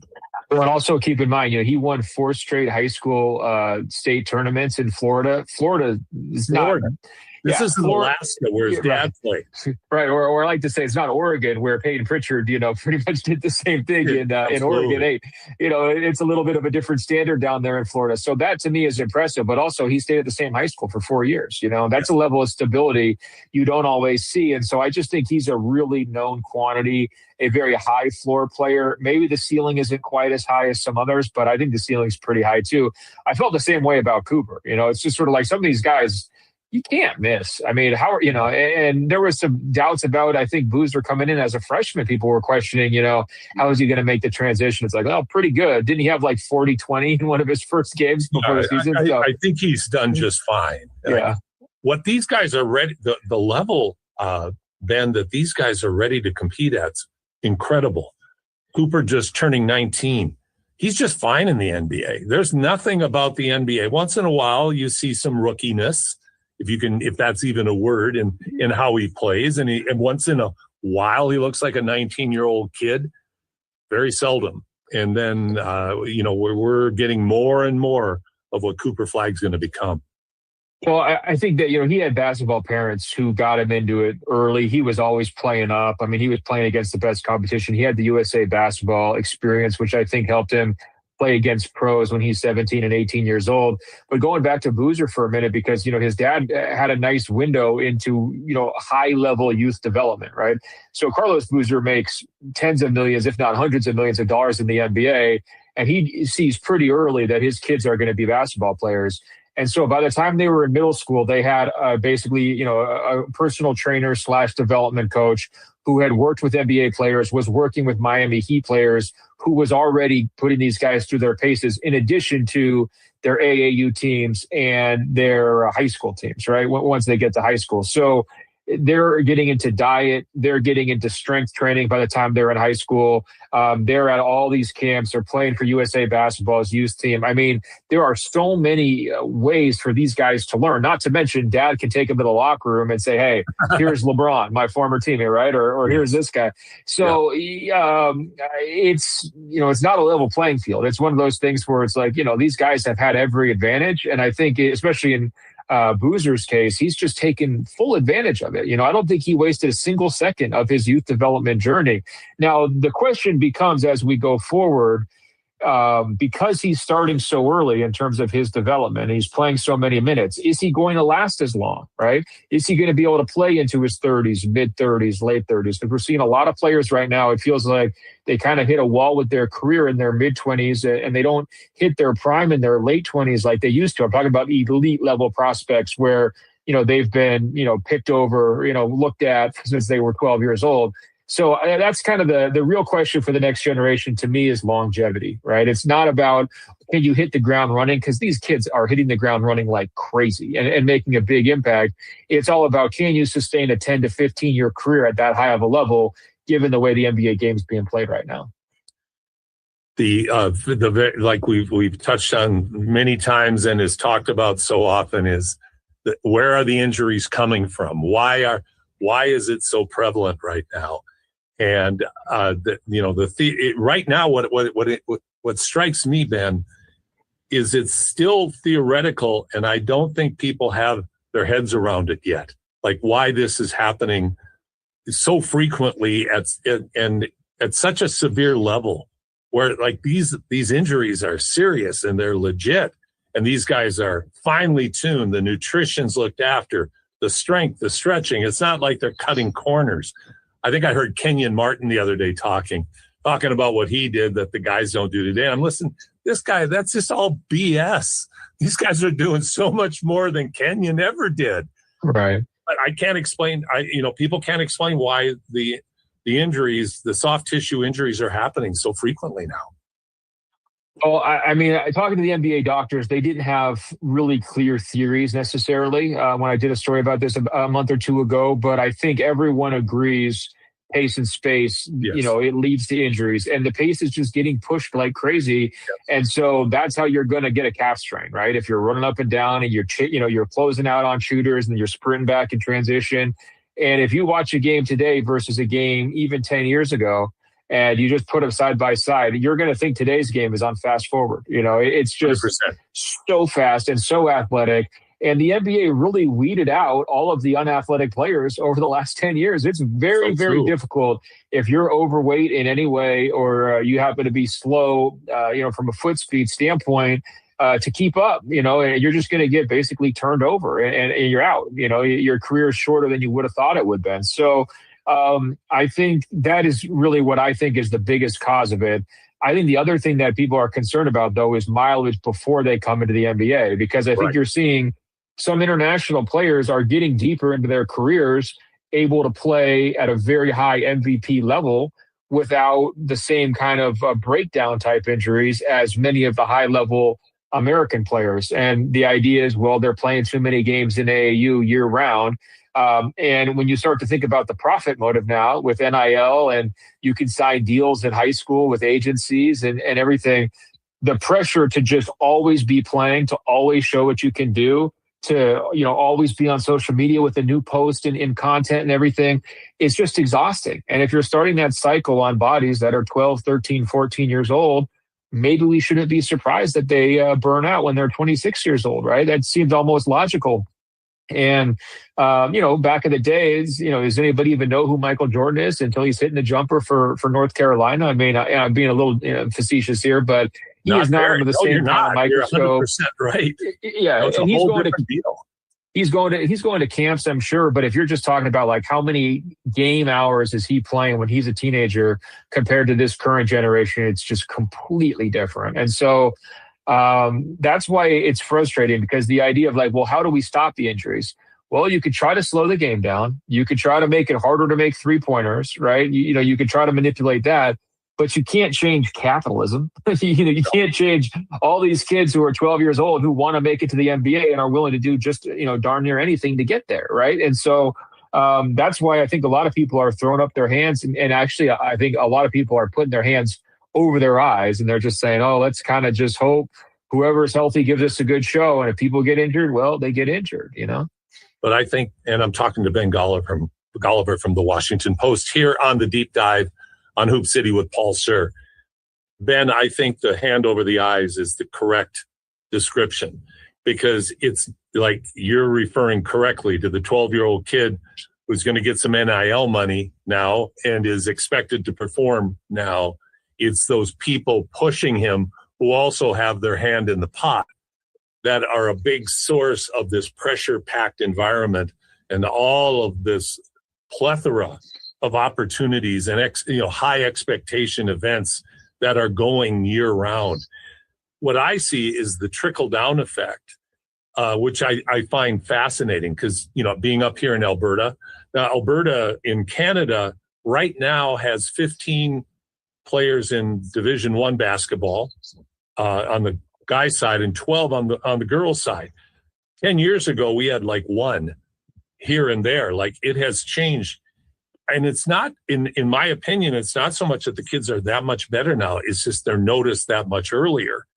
And they are improving. They are more athletic. They are all of those things. But it's the influences, it's the voices. Parents into clubs, into trainers, into tournaments, into circuits, into travel agencies, into tourism. Like, it's capitalism just gobbling up every dollar that they can. And the kids are at the center of it as the commodities. There's no question about it. I think if you have parents listening, you have to make some choices, I think, in terms of how to guide your kids. And you don't always have to say yes, try to find coaches that you trust and schedules that make sense, and understand that burnout is absolutely possible. At the same time, we can say capitalism is helping here. I mean, these players have value. And for decades, all they got was the scholarship, right? Quote unquote, all they got. I mean, a lot of people would kill for a scholarship. I understand that perspective too. But, Camp Boozer's worth millions to Duke, right? Everybody knows, everybody agrees. It's just, that's a fact. They're willing to pay it. And so, there have been some benefits to this system, but I think, ultimately the NBA winds up, paying some of those costs, right? Because by the time the players come through and they're in their mid-20s and you're expecting this is going to be the next generation, the face of the league, the guys who we can build around, the guys who are going to take the torch and the mantle and carry USA basketball and all that stuff. If those guys just can't stay healthy because they're breaking down constantly, that's, the NBA gets left holding the bag. So that part's a little bit tricky, but, they don't have preps to pros. If I were the NBA, I would consider bringing that back because, Cooper was ready to play in the NBA when he was a Duke freshman. There are guys who are ready. And you also just get one more really good year out of some players who are struggling to have that longevity. So I don't know. If it were up to you, would you try to change anything about the NBA to protect the players in a sense of, can we slow the game down a little bit? Maybe like shot clock reset, instead of going to 14, goes back to 24 like it used to, or instead of 8 seconds to bring the ball up the court, maybe you get 10. Would you do any of those kinds of things to just introduce a level of restraint, like a brake pedal, so to speak? Ben Golliver, Washington Post, joining me on Hoop City with Paul Sir. We'll be right back after these messages. Sleep is for the off-season. What off-season? Sports 1440 is live, loud, and locked 24/7. Oilers, Elks, Riverhawks, Stingers, Oil Kings. We've got your fix. Edmonton's home for sports is Sports 1440. Saturday mornings live on Sports 1440. Powered by Subaru. Engineered for Canadian winters. Visit Subaru.ca. A criminal charge can make you feel like your world is closing in. Suddenly it feels like no one is listening and everyone is looking. I'm Shannon Gunn Emery. At Gun Law Group, our most important job is to ensure your side of the story is heard. We understand what's at stake, your freedom, your reputation, your future. We are relentless in defending our clients against any charge, big or small. Visit gunlawgroup.ca for a powerful advocate in your corner. That's gunnlawgroup.ca. Our first Valentine's Day together, he made me grilled cheese. Now we've been married 10 years, and he's treating me to heavenly surf and turf. Nah, I just never learned to cook. I just found out about Catch of the Week. Nothing will charm your lover like Catch of the Week Surf and Turf. First, we cook up fresh lobster for you at no charge. Then you add a steak, and voila! Surf and Turf supper. Add our jumbo shrimp to really impress. Catch of the Week in Gold Bar Center. Online at catchoftheweekedmonton.com. Edmonton's best seafood. It's like a locker room, minus the smell. Ew. Kevin Carius brings the banter, the buzz, and the bold sports talk. Weekday mornings from 7 to 11 on Sports 1440, Edmonton's home for sports. When your driveway's covered in snow, Toro and the Lawnmower Hospital have you covered. Toro's gas or battery-powered single-stage power-clear snowblowers make it easy to clear right down to the concrete with incredible Toro-powered Propel technology. Face the next snow day without fear thanks to Toro and the Lawnmower Hospital. Visit lawnmowerhospital.com. The Lawnmower Hospital.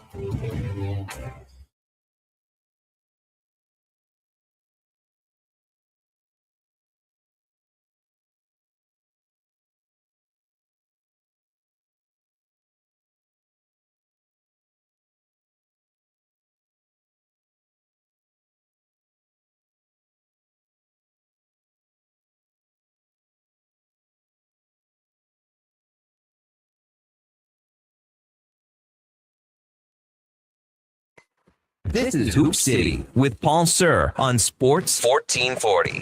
They do have a timeout. Decide not to use it. Curry, way downtown. Bang! Bang!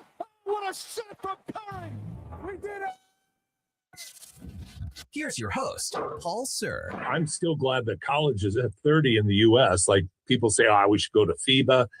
I'd rather watch an NCAA game any day of the week, a good NCAA game over a good FIBA game myself. I still love the old school, some of the old school NCAA rules. So, 10-second. I mean, the answer is the one that will never happen. 65 games instead of 82. That ain't happening. But if you want to make it less stressful, you have fewer games. 48 minutes in today's NBA over 82 games plus the playoffs. What do you get? 117 if you get to the finals when you count exhibition and playoffs. I mean, physically, with the demands that you described so accurately right now, but the only way to slow it down is shorten the game or shorten the season. Play fewer. No question. And that's one thing the NBA has said is that they do notice more of the soft tissue type injuries early in the season because, guys have maybe taken some time off and they're getting back into it. The preseason has been condensed, right? Because they're trying to find different ways to shorten things without actually killing the golden goose of the 82-game regular season. So now you have some players, maybe they play in preseason, maybe they don't, and then they hit the ground running to start the season, and then boom, they strain a calf or they strain something else. That would be another opportunity, would be to potentially go back to a longer preseason, give guys more ramp-up time. I don't know if that would help, but the NBA Cup has also screwed up the schedule a decent amount, and the NBA is very defensive about that. They don't want people blaming the Cup, but, I do think that that's another potential factor here of these last couple of years is just the cadence of the season has been a little bit different in certain circumstances. And if you're playing a lot of games in a short period of time, that's another possibility where, the injury risk would increase. But I'm with you. At some point, the lost money due to injuries, you would think would change the perception. Because I think this year I tallied it up. The NBA was on track to lose $500 billion, $525 million this season in salary for the top 30 players only due to injury, right? So that's $500 million just off the top. Hey, this is LeBron's not playing for a month. Anthony Davis isn't playing for 2 months. Jason Tatum's out the whole year. You add all those costs that they're paying for games guys aren't playing. That's a lot of money. Now, if you cut down to 65 games, you're going to probably be losing more money than that. But at some point, the math might pencil out where there's so many injuries. You're holding all these games without the star players. I guess people are showing up, but probably not as many, and they're not paying as much as if the stars were out there. Maybe it would become financially in everybody's best interest to actually shorten the season. We're not there yet, but if the injuries keep going like they're going, we could eventually get there. Logic would say yes, but the dollars and the accountants will probably say no. So it's going to be real interesting to see how systemic, or are they able to counter this through improved training, through improved conditioning. I mean, we've come so far. I don't know how much more advanced the human body can become like the athletes in the NBA and other professional sports as well. But who knows? I'm sure that's what they're going to try to attack first, rather than cutting back on the number of games. But and they have been. I mean, that's the thing, and that's what scares the NBA doctors is they got really serious from a data and health perspective side. I would say even more than 5 years ago. This has been a real focus for them. And now they are looking at a curve where the injuries just keep going up for the last 3 years, and it's to serious star level players, and they're guys who are missing months. And that's, it's an existential threat. Like if you're if you're a stars league, which the NBA has always been, if your stars aren't on the court, that is a existential threat. And, they're in good shape because they just signed a television contract. So they have a while to kind of work through this. But the question is, again, what's the effort level on it? How big of a priority is it? Or do you just default to, well, hey, if, next man up, one guy goes down, somebody else pops up, for example, Jason Tatum goes down. Well, now Jaylen Brown's looking like an MVP, right? Or Tyrese Halliburton's out, but look at what Tyrese Maxey's doing, So that's one way to cope through this, but it's also harder to build bonds with your fan base if that's the case. What you really want is the star level guys who are making playoff runs year after year after year to build up rivalries, to really build up passionate fan bases, and to get people saying, I have to see that game, between this team and this team because they battled in the playoffs the last couple of years, and this is going to be the big payoff moment. Like that's the kind of stuff that you really want. And what we saw last year, for example, Boston couldn't make it through the regular season. They had a whole bunch of injuries. They got to the playoffs. The wheels fell off. Tatum, blows his Achilles.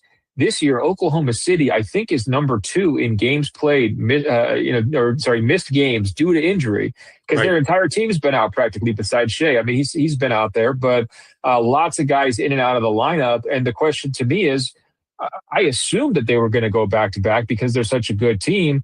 Are they going to run out of gas too? Are they ever going to get the stars to align where all their players are on the court? Because it's very difficult to win a championship. You're only 60 or 70% healthy, right? And so now a major storyline coming in this season of, can Oklahoma City be one of the best teams of all time? Can they defend their championship? You could lose that, just like you lost the Celtics title defense because of injuries, right? That doesn't feel super healthy to me. And I don't think that's in the best interest of the sport. I know they want parity, but I don't know if they want this type of parity, right? Where, you don't get to see somebody take the king down. Yeah, that you don't want it to be because guys are having season-ending injuries and lineups are in a constant state of flux like they are right now. I think you're making great points. Now, this is a bit of a criticism of the NBA. Not a bit. It's a straightforward criticism. One of the ways that they're dealing with the business side of things, and I don't think it's necessarily that it relates to what we're talking about in terms of the injuries, is the NBA keeps expanding its markets. Looking at Europe, to me, it's the surfboard in front of the tidal wave. How do you stay in front of the tidal wave? You stay on your surfboard, and you keep finding new markets, and people are buying it, overseas. If they expand to Europe, that could be huge. It could absolutely be huge. Their impact in China and the money that they generate through their Chinese operations. So the motivation is for more, just like we're talking about with AAU. It's for more, not less. So yeah, we want all the stars, but these factors don't align, Ben. Yeah. No, I mean, there's no question that this current NBA administration has been revenue focused, unlike any previous. Unlike any previous NBA administration, right? And that will be Adam Silver's legacy, as he made everybody so much money. I mean, he is just an unbelievable driver of revenue. And, the Europe is sort of this, latest initiative. I guess sitting back as somebody who doesn't work for the NBA, is enough? It's like, how much money do you need? Can we just have a product where the guys are out there playing every single night? Can we focus on that?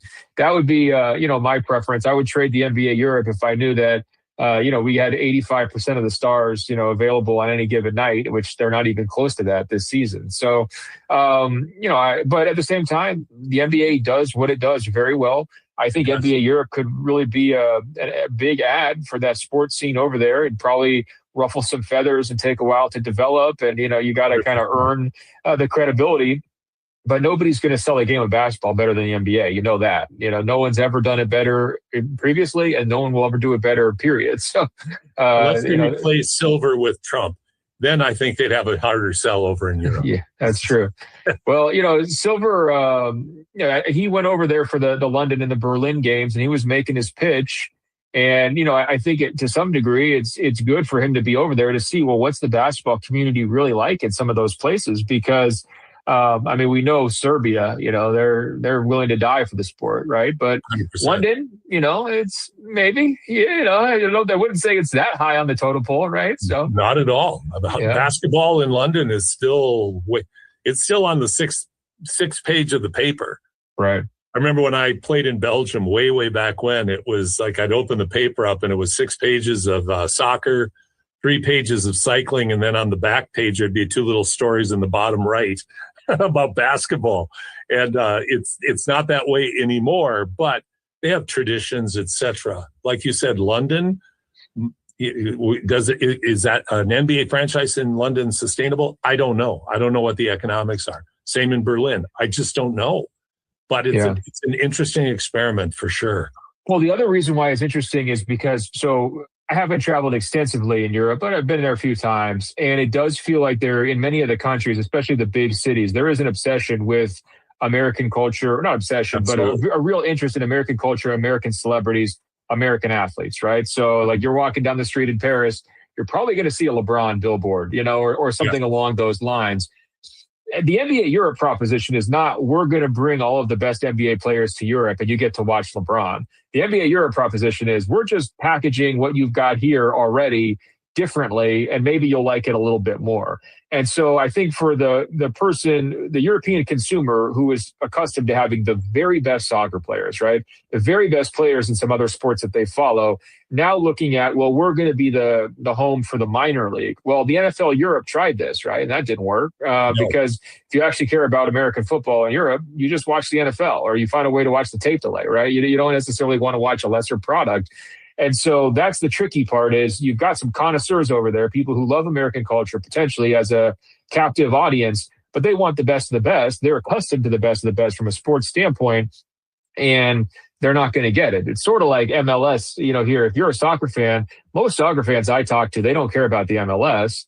They care about the Premier League, and they just watch the Premier League, right? So great comparison. Yeah, I think, it's one of those things where there's an opportunity, but I wonder how big the opportunity is. What I would love to see, though, is can you imagine the first player, like imagine Wemby, right? Or, imagine the next generation Wemby, who comes up through NBA Europe and then gets to graduate to the NBA draft and then comes to the NBA, right? And then potentially, once he's ready to wind down his career, he could go back to NBA Europe for the last season or two, sort of like Messi coming to Miami, just to the tail end of his career. You could imagine a really beautiful story for players, just progressing through that curve, their fans tracking their movement. Oh, I remember when I watched him for Paris Saint-Germain. Now he plays for the, Los Angeles Lakers, and he's going to come back to PSG after the Lakers tenure. Like, that could be really beautiful. So I do see the vision. I do see the appeal and the idea of like, oh, you got like an incredible 14-year-old prodigy who's playing in NBA Europe, and that would make the world go crazy. Like, I can see there's a real opportunity here, but they got some work to do to make it happen. Absolutely.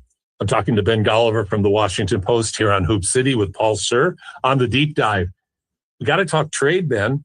Giannis Antetokounmpo, I think it's safe to say, is not going to be in Milwaukee much longer. You hear the various teams, Miami, Golden State, New York Knicks, even the Timberwolves are in the conversation now. With your ear to the ground, what do you think? Number one, is it a 1 in 100 chance Giannis stays in Milwaukee, or is it 50-50, or is it better than that? Or it just seems like a fait accompli now. Like, it's just going to happen. Like, the tables have turned. It's no longer Giannis staying in Milwaukee. It's just, where can Milwaukee get the best deal? Yeah, it feels like the choice is now. It's more of a matter of when, not if. Do you make the trade here before the deadline, or do you wait until the summer? Now, I think Milwaukee is positioned to potentially wait until the summer because Giannis has already had multiple injuries. The season is pretty much already a lost cause. He's sidelined currently, and if they tank, they actually get to keep their draft pick. And they've traded away a lot of future draft picks. So every young player they can bring into the mix right now is a huge boon for whatever comes after Giannis. So they have a lot of motivation to say, hey, we could just wait until the summer here, shut Giannis down. Sorry, you haven't stayed healthy. And then just let the remaining players lose these games. And they'll lose them because they don't have very many good players on that team. There are not. And then now you go into the summer, you have a number 1 pick or, a top 5 pick to add to your group as your new centerpiece. And then you kind of open up Giannis on the trade market. And there could be some teams that have a lot more draft picks to trade available to them by the time they reach the summer, just because of the way the NBA's complicated trade rules work. So for Milwaukee, it's been a disastrous season, but that's not a bad fallback plan. There is some real, logic to waiting and then just figure it out in the summer, right? Now, the counter argument to that would be Giannis doesn't have many years left on his contract. It's sort of like this one plus one more, then he's going to want an extension. So there could be a team that says, let's be proactive here. Let's trade for him now so we can have him as part of our group this year and try to win a championship this year. Hopefully he comes back healthy, and then we get another shot next year, and then we kind of sort things out when it comes to the money side, right? So you could see there being potentially some teams that are like aspiring contenders who say, we don't want to wait until the summer. We want to take advantage of like an Eastern Conference, for example, that's wide open, that doesn't really have a clear, number 1 threat. So that's going to be the balance. It's between, is there real urgency out here to do it, or does it get kicked to the summer? The other interesting dynamic that everybody should know about is that Milwaukee has traded away what I call hostage picks. So, Portland is the hostage taker. Portland owns a bunch of their future draft picks. And so the problem is if you trade Giannis and you try to go into a rebuilding cycle, you have nothing to show for it because you don't own your own draft picks, right? So you could finish with the worst record in the league. Portland still gets to keep that pick. And so that's why you're sort of in a hostage situation where you're trying to come up with any trade that could possibly get your own picks back from Portland. And so if you're Portland, you're saying, well, make me an offer. I'm listening. You're sitting there, thinking this is the best leverage you could ever possibly imagine. And so for Milwaukee, it forces a couple of choices. You could either try to create a trade that maybe 3 teams, 4 teams that gets you some of your picks back from Milwaukee. And now you can go, through the normal rebuilding cycle. Or you can say, we don't want to trade for young players. We want to trade Giannis for guys who could help us right now because we don't have our picks. We can't get our picks back. And so we just need to at least have somebody to go out there and be decent. A good example of that trade would actually be when the Spurs traded Kawhi Leonard to the Raptors for DeMar DeRozan and other pieces. Instead of trying to get, I want as many draft picks as possible, they said, hey, we have a pretty good team even without Kawhi. If we bring DeMar in, he's not as good as Kawhi, but we can still make the playoffs. We can still be competitive. We can still put a good product on the court. Those are the kinds of choices that Milwaukee faces. And we don't know which way they're going to go because they've been denying that they wanted to trade Giannis for the last 10 years. So Absolutely. We don't really know. We know their thinking. Their thinking is, man, we wanted to keep Giannis, right? That's and now right. they enter a new era. And so that's why it'll be interesting. Can they really make a trade here on this short timeline, right? This is a pretty quick turnaround until the deadline on Thursday. Are they going to be able to pull something off, or are they going to say, you know what, pump the brakes, let's figure it out this summer? Saturday mornings live on Sports 1440. Powered by Subaru. Built for real-life confidence. Visit Subaru.ca. Vaping may seem harmless, but it's time to clear the air. Those fruity flavors and flashy devices may hide serious risks. From addictive nicotine to lung-hurting chemicals, what's in your vape can be extremely harmful to your well-being. Don't gamble with your health. Vaping's effects can be no joke. Stay in control, be informed, and choose wisely. Your lungs, your life, your call. Break free from the cloud and embrace a breath of fresh air. Kick the vape. Own your health. Howdy, y'all. I'm Mr. REA, here to tell you a little bit about Battle River Power Co-op. We've been keeping the lights on since 1949, and we do it without breaking the bank. How? By keeping things local. We have local folks making the decisions and local crews doing the work out of our local head office. That means you get fair prices, service you can count on, and dollars that stay close to home. Battle River Power Co-op. Member-owned, community-powered. Diablo Boots sells only Canadian-made work and biker boots made by Canada West. No American or boots made in China, so no tariffs. All of Diablo's boots have replaceable soles and heels for longer life. Sizes 6 to 14 triple E. Buy quality, buy Canadian. And support Canada West and Diablo, the two best names in the boot business. So save on boots by Save On Foods. That's Diablo Boots, 3340 Gateway Boulevard on the east side of Save On Foods. Buy Canadian. They're terrific. Take the pain out of airport parking with Park to Go, your first-class parking experience. Book self-serve and valet parking and save up to 30%. Book now with promo code RADIO. That's RADIO.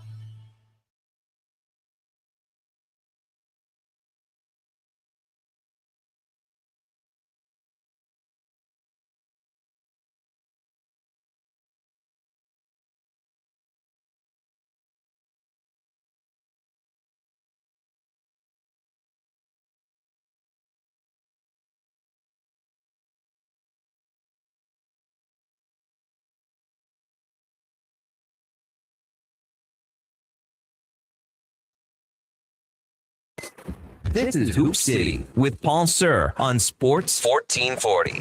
They do have a timeout. Decide not to use it. Curry, way downtown. Bang! Bang! Oh, what a shot from Curry! We did it! Here's your host, Paul Sir.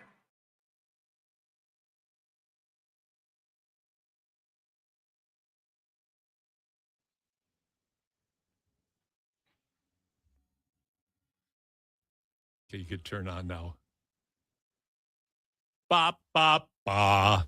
Who would have ever thought, Josh, that Sweet Caroline would become the mega song at sports events? In a million years, I would have never picked Sweet Caroline out of a musical lineup. Yeah, for it to be the number one like sports song ever, essentially, is insane. It's a crazy thought. It's a crazy thought. A couple of Neil Diamond stories. Number one, in the days of the Edmonton Energy, the International Basketball League franchise that was here from 2008 to 2012. In the 2010 era, that year, we had a good team, and we went to Los Angeles, and we played in Thousand Oaks against the LA team that had 4 ex-NBA NBA players on it. Toby Bailey from UCLA, Brian Russell, who I got the chance to talk to after the game, and I said, did Jordan push you off in the Utah-Chicago game? Hell yes, he said. And I said, Brian, the video doesn't back you up on it. And he goes, oh, he pushed me. But where I'm going with this on Neil Diamond is at halftime, they had a Neil Diamond impersonator, and he was great. He sounded just like Neil Diamond. But to have Sweet Caroline as part of our hits of 1969 always never ceases to amaze me, but it's fantastic at a sporting event, the way the crowd gets behind it. By the way, Josh has posted our playlist on X, so you can see Paul's playlist. The top 100 hits of 1969. There are some phenomenal pieces of music in there. Josh, what's our poll update? Our poll update. All right, so the question today was, who's your favorite Canadian player? You had the choices between SGA, Jamal Murray, Dylan Brooks, and Shaden Sharp. 53.3% of the votes went to SGA. 20% went to Jamal Murray. I believe 6.7 would be 1% of the vote going to Dylan Brooks, and Shaden Sharp with another 20%. And then we had a comment from Sports 1440's own Declan Kruger, who said Andrew Wiggins, #heat culture. So outside the box there, but yeah. You know what? Not bad. And I'd say you're 3 years past due. Andrew is a valuable piece on the Miami Heat. He probably is exactly where he should be right now at this point in his career. And Wiggins had a couple of all-star seasons, won a championship with Golden State, had his best year in his championship year.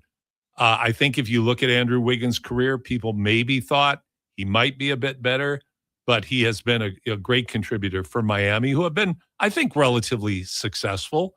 kind of leads me, though, Josh, to a conversation we were having at a break about the Giannis Antetokounmpo trade situation. And you are of the mind that a team like San Antonio, I threw in the name Miami, but that a team like San Antonio should go all in right now to try to get Giannis Antetokounmpo into their fold and see if they can win a championship with Wemby this year. Yeah. So what I told you off air was like, is the possibility to do what Olajuwon and Sampson didn't, because obviously they had what was essentially the original Twin Towers. Yes, they were, and they met up with the Celtics in the finals and ultimately lost. But then Sampson fought injuries, and they never went back to it together. I am of the mindset that, like, yep, you have Wemby, who can shoot the three and is so good defensively. Like, nobody would score on that front court, right? The way to make it work is De'Aaron Fox. He is trade ineligible until February 3rd, which, that's what, Tuesday? Tuesday, yes. Yeah. So if a deal doesn't get done, or maybe they have a handshake deal already of like, hey, man, when De'Aaron Fox is able to be traded, like, we'll go. And you have to give up someone like a Keldon Johnson, who would be my pick for Sixth Man of the Year, or a Devin Vassell, who you just signed to a contract, to make this money work. And then you go, well, we got Wemby. If we get a ring, it's all worth it, right? And then you go, all right, here's 3 firsts, or here's 4 firsts, or whatever to get it done. And then you have a dangerous front court, and you have to capitalize on the fact that Giannis is getting older. He's been injured this season, his second one this year, and in previous seasons. And Wemby, as great as he is, he's had the health concerns that he's had. So I capitalize when you can with the young, exciting team that you've got, and just make a run at it, because you can beat the Thunder with that lineup, because they don't rebound well. If you have 2 7-footers, like, SGA can score all the points he wants, but if he misses at all, like, the rebound goes in San Antonio's favor, and they're running and gunning. It's interesting you bring up a couple of things about what you just commented on, Josh, are really interesting. Number one, you mentioned the Twin Towers, Ralph Sampson and Hakeem Olajuwon. Ralph Sampson, I keep referring to this, but if you'll Google Ralph Sampson highlights, I think you would be surprised, if not shocked, at how skilled Ralph Sampson was. Way ahead of his time. Not that far off in terms of size, might be the same size as Wemby, real close, if not the same size. Certainly does not have the skill set Wemby has now, but had all of the inclinations of developing that skill set as a 7'4" guy who could lead the fast break and make good decisions with the ball, as well as shoot the square up jump shot, not the 3-pointer so much, because the emphasis on threes back then was far, far different, obviously, than it is now.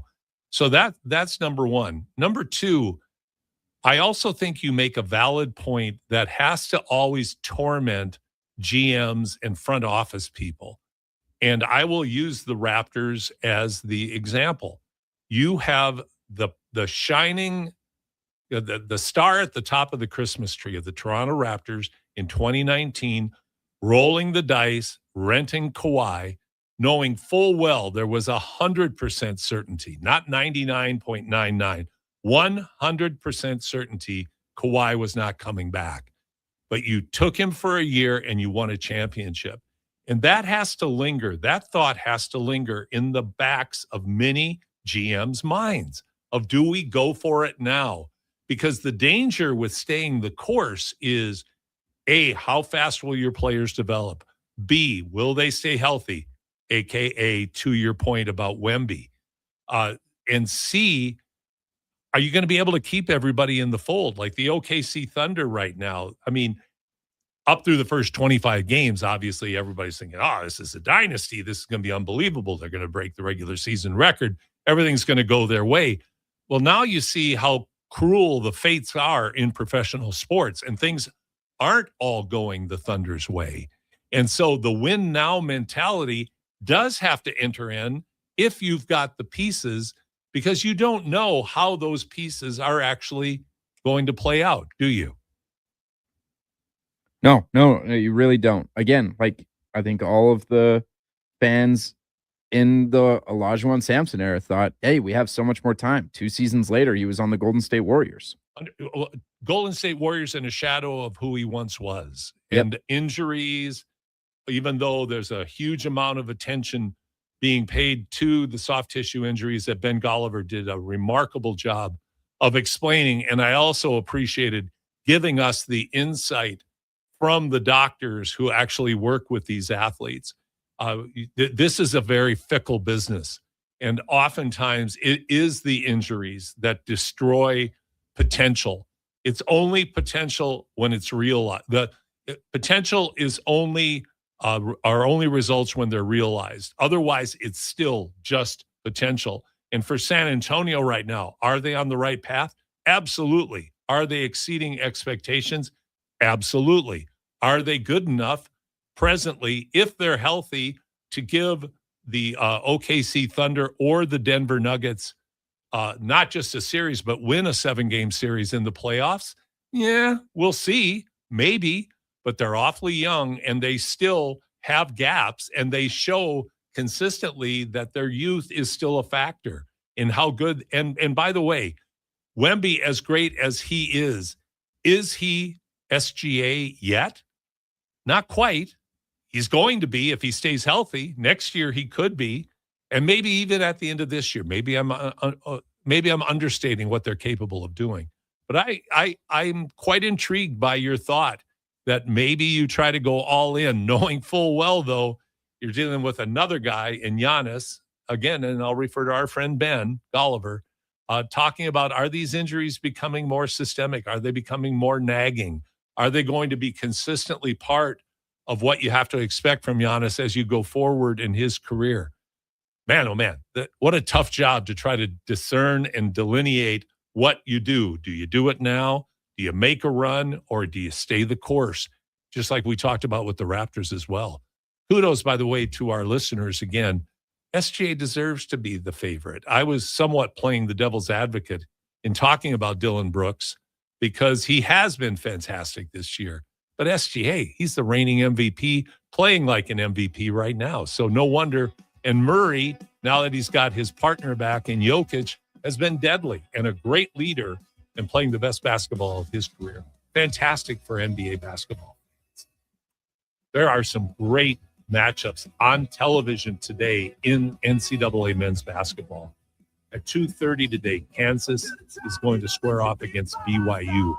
Number 13 BYU, who played Arizona, the number 1 ranked team in the nation, to a real tough game. Had actually the ball with 11 seconds left in the half court, with the opportunity to win it, only down 1 to Arizona in Provo, Utah. But BYU lost a heartbreaker, but now they go against a Kansas team with Peterson, who has missed a lot of games, but is regarded still as one of the top 3 draft picks, and Debunstra from BYU also, along with Cam Boozer, in that group of 3 that are widely regarded as going to be the first 3 that are going to go in the draft this year. But that's going to be a fantastic game. I'm not sure if Peterson is playing for Kansas or not. But then UConn versus Creighton. The reason I mention them is I think the Blue Jays at Creighton have a legitimate shot at an upset here over the number 2 UConn Huskies. So that's a game for me that I'm going to be watching.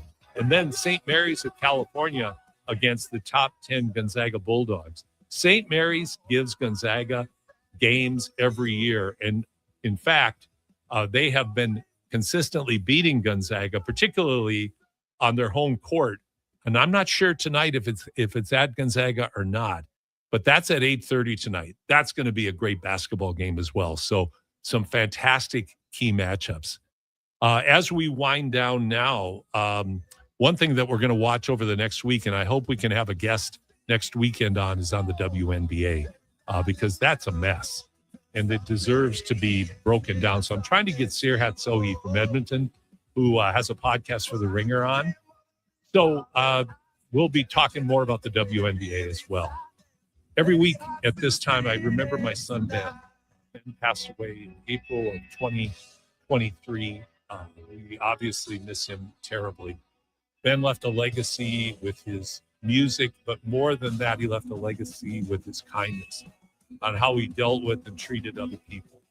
And that what I would encourage you today is, number one, make sure you tell the people in your life that are important to you how important they are. Make sure you tell the people that you love them. And make sure we treat our fellow people everywhere with kindness and always give people the benefit of the doubt, because we don't know what they're going through in their lives. And Ben was always going out of his way to be kind to those who are having difficult times. So please be kind to others. It sounds trite to say it like that, but so often we forget that when we get caught up. Josh, this has been a great show. Yes, it has. Thank you. You're very welcome. I'm looking forward to next week already. Likewise. Bye, Mom. Likewise. And remember, you can watch us on YouTube anytime. Just go to YouTube and punch in the basketball, or not the basketball show, Hoop City with Paul Sir. It was bound and determined to come out today that way. And of course, our podcasts are on your favorite podcast provider. Thanks so much for joining us this week. Have a great week on and off the court. You've been listening to Hoop City with Paul Sir and Josh Fenwick on your sports leader, Sports 1440.